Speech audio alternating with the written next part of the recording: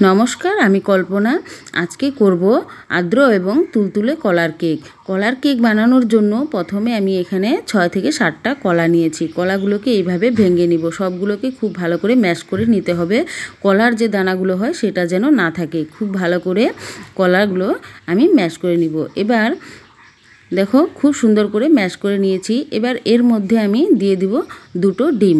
এটা কিন্তু ডিম ছাড়াও করতে পারবে, তো ডিম দিয়েও করতে পারবে। আমি ডিম দিয়ে করেছি। এখানে দিয়ে দিলাম 2টো ডিম। ডিম দুটোকে খুব ভালো করে ফেটিয়ে নিতে হবে। এইভাবে খুব ভালো করে মেলাতে হবে। কেক কিন্তু যতটা ভালো করে মেলাবে কেক কিন্তু ততটাই ফুলবে।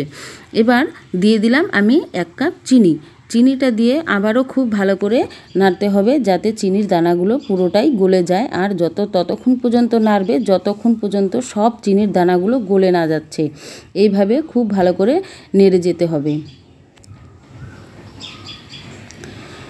দেখো আমি কিন্তু খুব সুন্দর করে নেড়ে নিলাম। এবার এখানে দিয়ে দিলাম 1 কাপ দুধ। দুধটা দিয়েও খুব ভালো করে নাড়তে হবে। তোমাকে অনবরত এটা নেড়েই যেতে হবে, তাহলে কিন্তু কেক যত ভালো করে ফেটানো হবে খেতে কিন্তু ততটাই ভালো হবে আর ততটাই কিন্তু ফুলবে। তো এখানে দিয়ে দিলাম 1/2 কাপ তেল।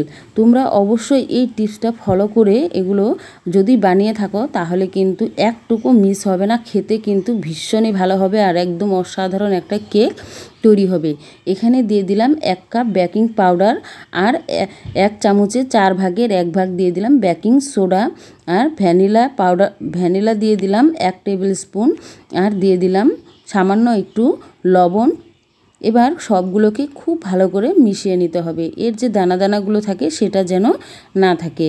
এখানে আমি 1 কাপ ময়দা নিয়েছি। ময়দাটাকে ছাঁকনি দিয়ে এইভাবে চেলে দিলাম, তাহলে কিন্তু এর যে যদি নোংরা বা কোনো পোকামাকড় থাকে কোনো কিছুই কিন্তু যাবে না আর ব্যাটারটাও কিন্তু খুব সুন্দর তৈরি হবে। এভাবে অবশ্যই ছেঁকে নিতে হবে। এবার দেখো খুব সুন্দর করে কিন্তু আমি ব্যাটারটা তৈরি করে নিয়েছি। এইরকম পর্যায়ে হবে ব্যাটারটা, তাহলে কিন্তু দারুণ সুন্দর একটা কেক হবে। এবার একটা আমি পাত্র নিয়ে নিয়েছি। পাত্রের মধ্যে একটা পেপার দিয়ে দিয়েছি। এবার উপরে আমি আটা ছিটিয়ে দিলাম, তাহলে কিন্তু কেকটা লেগে ধরবে না। এবার ব্যাটারটা এখানে দিয়ে দিচ্ছি। অনেক সোজা এই কেকটা বানানো, অবশ্যই তোমরা ট্রাই করতে পারো।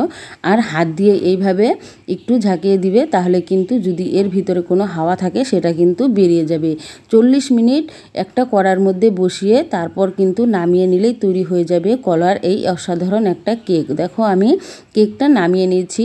এবার কেটে তোমাদেরকে দেখাচ্ছি কতটা সুন্দর হয়েছে। তোমরা টিপসগুলো ফলো করে যদি বানিয়ে থাকো তাহলে কিন্তু অবশ্যই এত সুন্দর একটা কেক বানাতে পারবে। অবশ্যই বাড়িতে এটা সবাই মিলে কিন্তু খুবই আনন্দ সহকারে খেতে পারবে। তো যদি ভালো লাগে তাহলে চ্যানেলটা সাবস্ক্রাইব করে দিও আর লাইক করে কমেন্টে জানিও কেমন হয়েছে। অসংখ্য ধন্যবাদ সকলকে।